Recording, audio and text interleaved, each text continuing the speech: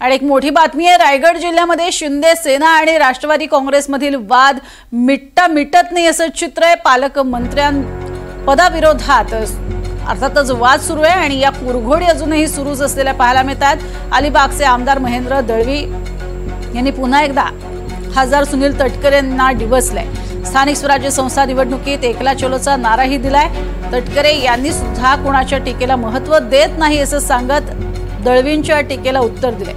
त्यामुळे जिल्ह्यामध्ये शिंदे सेना आणि राष्ट्रवादी काँग्रेसमधला वाद हा शिगेला पोहोचलाय।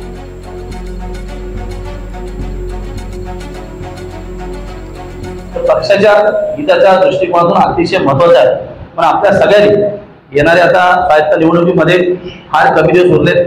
जिल्हा परिषदची वॉर्ड अध्यक्षाचं आरक्षण येईल, नगरपालिकेचा सगळा डाटा रेडी आहे आणि रोहा नगरपालिकेकडे माझं जास्त लक्ष निश्चित आहे। तुम्ही काळजी करू नका, सगळ्याच गोष्टी पत्रकारांसमोर बोलणं काय उचित नाही आहे, पण काही गोष्ट मी नक्की ठेवून देतो।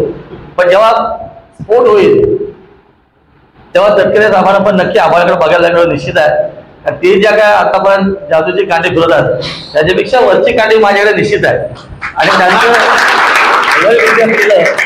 आता आम्ही तेवढेच मातब्बर आहोत सगळ्या गोष्टींनी आणि रोह्यामध्ये आम्ही येऊन त्यांना हात लावतो। मध्यंतरी आपण प्रो गोविंद आपण साजरा केला, ते एक एंट्री होती माझी, त्यानंतर पुढचा प्रवेश ही दुसरी होती, आजचा प्रवेश तिसरा आहे। 5व्या फेरीला रोहा साफ करायचा प्रयत्न नक्की करा, तुम्ही काळजी नका।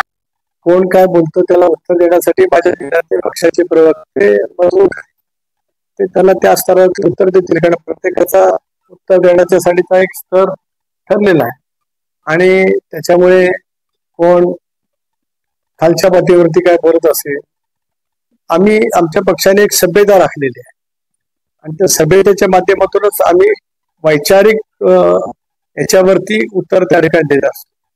पण अनेक वेळेला ती खालची पातळी पाहायला मिळत असते, त्याच्याने काय फारसा फरक पडतो अशा नका भाग नाही, कारण जनता ही प्रत्येकाला ओळखते, प्रत्येक व्यक्तिमत्वाला ओळखते या जिल्ह्यातील जनता। त्यामुळे गेली 40 वर्ष या जिल्ह्यामध्ये अशापैकी टीका टिप्पणी होऊन माझा वावर अधिक दृढ होत गेलाय।